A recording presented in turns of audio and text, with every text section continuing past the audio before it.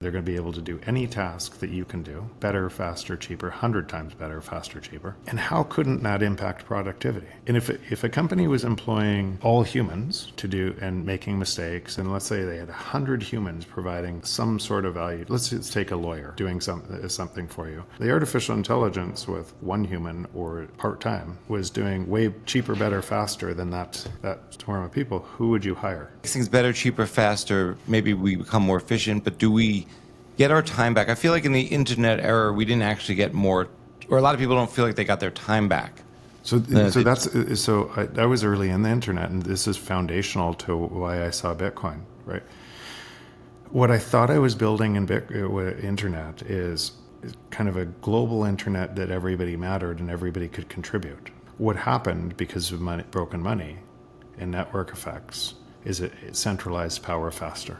For a while, it appeared that everybody contributed, and all of that power was extracted faster because prices weren't allowed to fall, because you printed money into that to stop prices from falling, which centralized all power.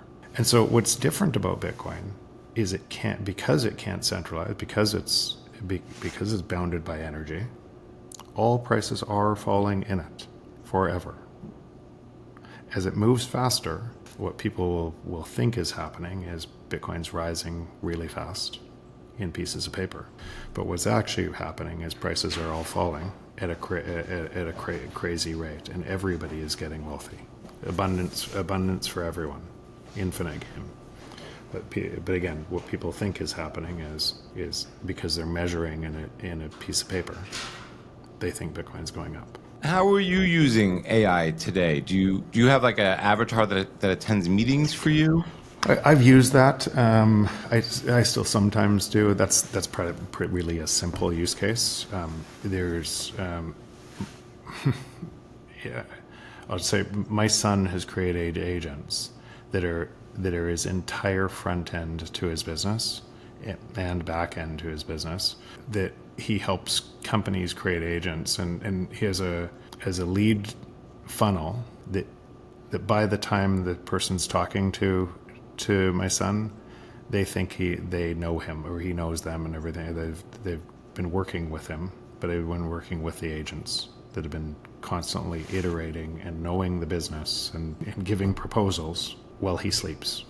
When you say an agent in this case, is it a video / hybrid? No. When I'm talking about narrow agents, one that would find a whole bunch of type of customers that he wants. Another one that would find all of the names of those people and their social media profiles, dump them into it.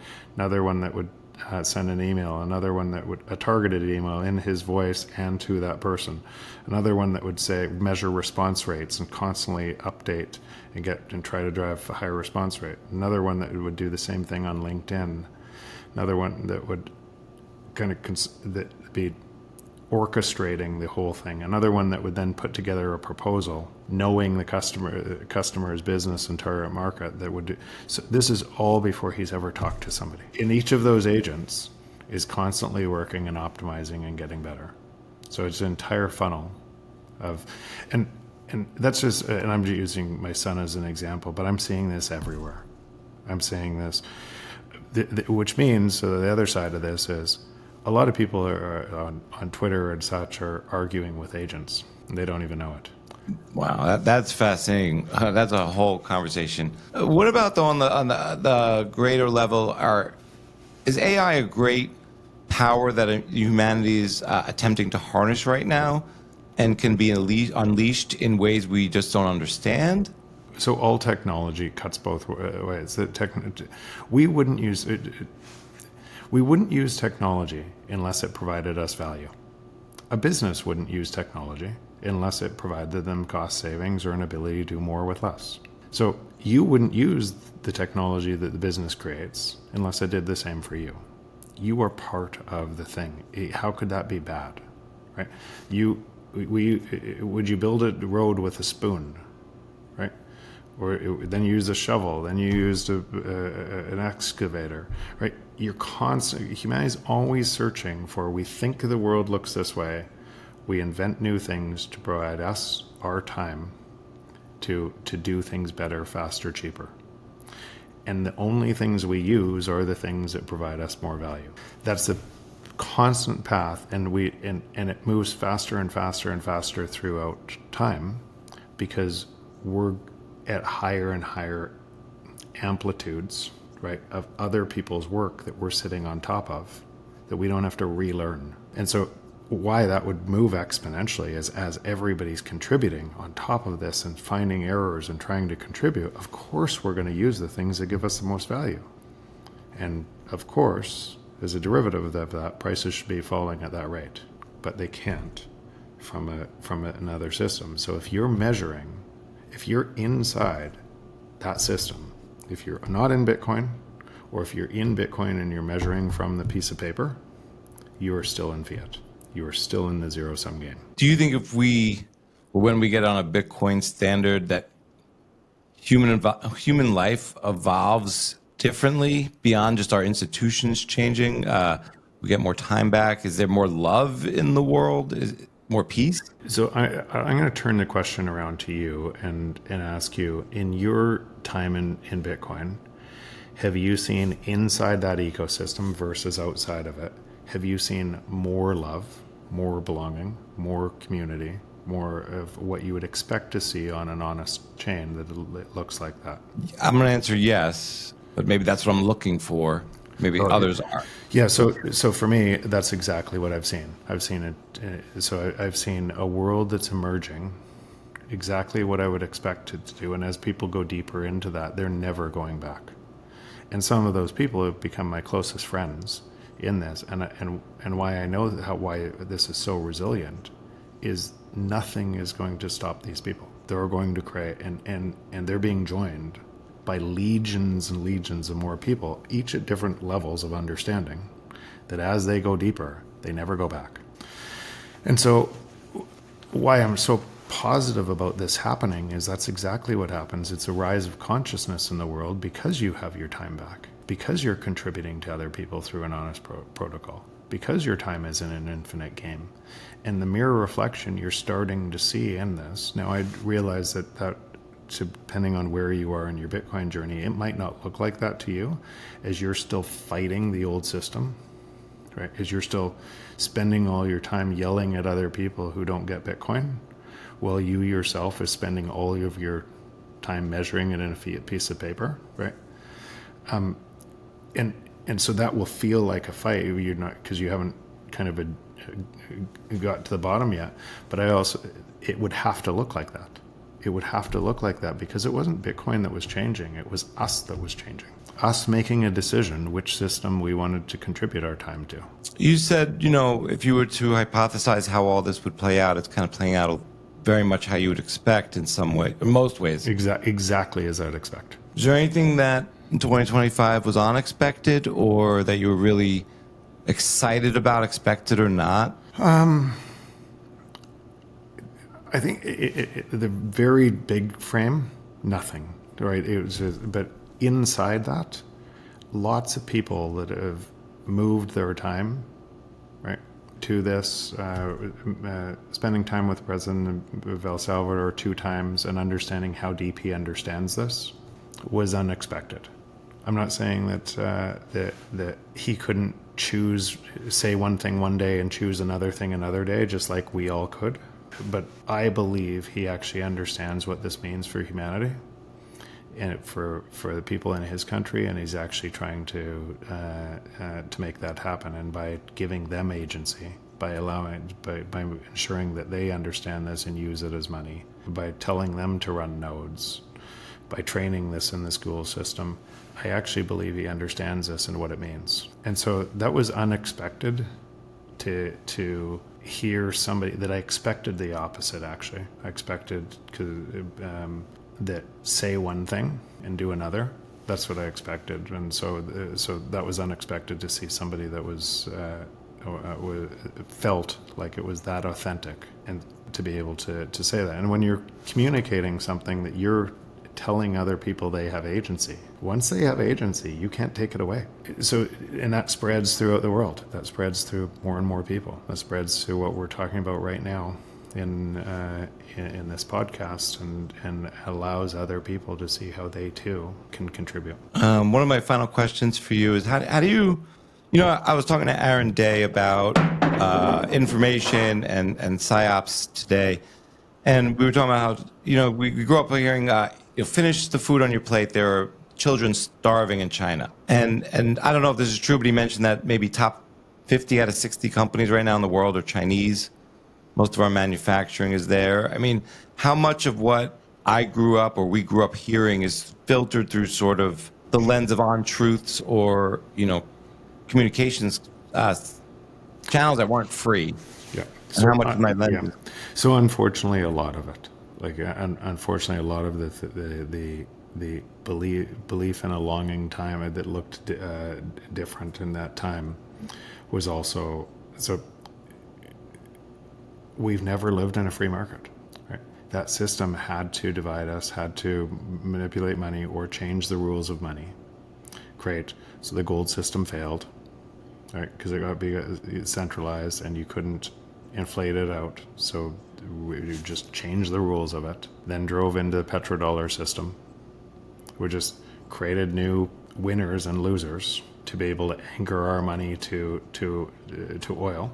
Right, and a different energy-backed money, right, and that required a whole belief system that some people were enemies and some people were the good guys, which we created, which was still a zero-sum game, which is breaking down today, because money's still broken, always been broken, and people are going to believe in a different belief system because they're living from within the system that money's always been broken. But they don't know it. So a lot of those things, if you just think about the food pyramid, invention of the food pyramid, or the inversion of the food pyramid, when I was born in '69, right? It happened just after, and my growing up, I thought the cereals were the healthiest thing for you. All the things you didn't want to eat eggs. You didn't want to. They were bad for you because we were programmed to believe that. Why were we programmed to believe that? Because you had to stop food inflation in a time you were going off the gold reserve to keep people placated. And so when you see some of the implications of that on health and well-being and everything else played way forward. And it forces you to ask, what else was I led to believe from big food or big tech or big pharma or this out of a control system? Or big education, right? Because the studies that reinforce that, when you look down to those studies, you can clearly see that they were paid for. So, thinking about control systems and being a slave to the algorithm, two things that have been really disturbing to me. I mean, I like being on X. I'm probably on there too much. It's a very interesting experience, but I didn't like the Butler video and the Charlie Kirk video being instantaneously on my feed within seconds of that happening. I felt very... so how has maybe moving to Nostr changed you? Nostr is still early. Right, and I don't see it as a clone of Twitter. I'm on it because as it becomes a protocol layer, one of the layers of identity and communications, it becomes so much more than Twitter. It becomes so much. There's other things you can do with identity, and you can preserve your identity into. It doesn't have to be Cedric Young. You could do it in a NIM, and you could still have communication with it, and it's you, right? And you could build a web of trust out of that, out of people who constantly do the right thing versus people who don't, and you could find out who do you like, who do they follow, and you could start build a web of trust where you can't do that in a centralized fashion. You have to rely on the algorithm. You have to rely on what they want to show you and why they want to show it to you. And how could you have freedom in expression if embedded in freedom and expression that you have different rules in different regions based on what the government says? That can't exist. So you start to see, no, I'm not saying if you like Twitter, stay on Twitter and everything. It's just like if you like fiat, stay in fiat. It's not my job to tell somebody what they need to do.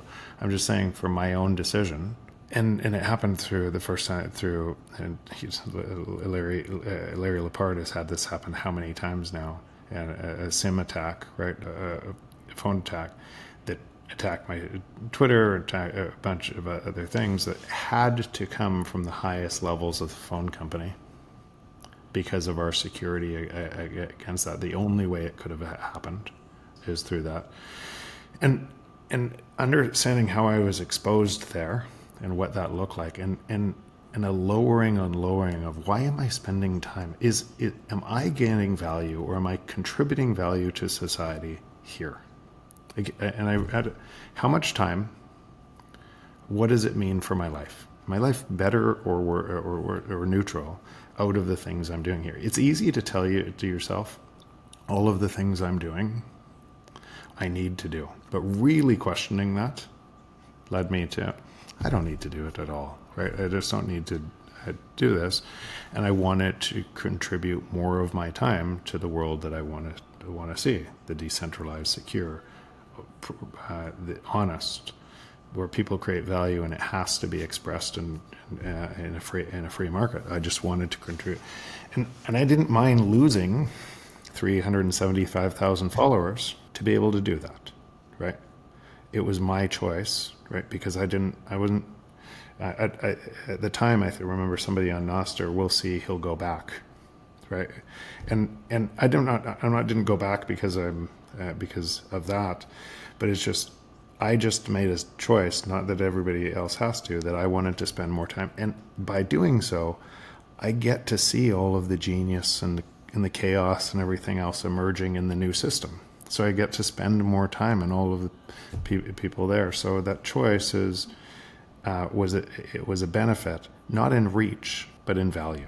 What about sort of cleansing just finding better signal in terms of I feel like Twitter is like a psychological operation on us. And, there's some pros, but I'm feeling over the long term, it's more negative than positive, what I'm being exposed to and how I'm being exposed to it, and the timing of it, and the way it's being sort of cadenced to me and sequenced. And I knew this from early in building tech, that the brain science and understanding how our brains react to cues, to stimulus response, and how you do the studies, and you could essentially get somebody to do whatever you wanted to.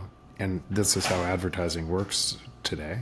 And if you implanted fear or something first, right, and then another thought, and then you can kind of make a suggestion that moves somebody. And there's a whole bunch of science to this. And now if you take technology and you understand the science, you can do exactly what you're saying. And people wouldn't know that they're inside that system, and they're constantly replaying, and they're actually building community there, which they think is a really powerful. They don't want to give up their community, and then sometimes the algorithm could take them down, and they fight harder to try to get that community back because it feels like loss. And that's why you just have to ask yourself, if you were living in a world that looked like this on Broken Money, and you thought everybody else seemed like they were insane, but their view of reality was totally right for their view of reality, what makes you think yours isn't, right? And I ask myself that often.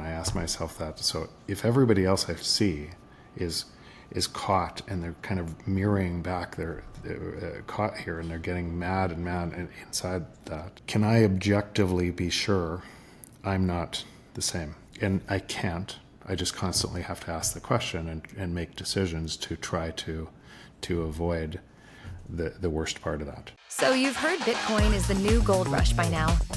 As world leaders on all sides have endorsed it as the future of money, and now you're looking to get started, we'll show you how. It's actually easier than you think. First, go to your nearest Byte Federal ATM and turn your cash to coin. Byte Federal has over 1,200 locations around the country with the highest daily limits. Go to our website, bytefederal.com, to find the nearest ATM to you. Log in to any wallet, then create an account, deposit your US cash, and instantly convert it to Bitcoin. That's it. We are the only US manufacturer and operator in the Bitcoin ATM industry, and our US-based live customer service is second to none. Go on, give it a whirl, and don't get left behind. Click the link below.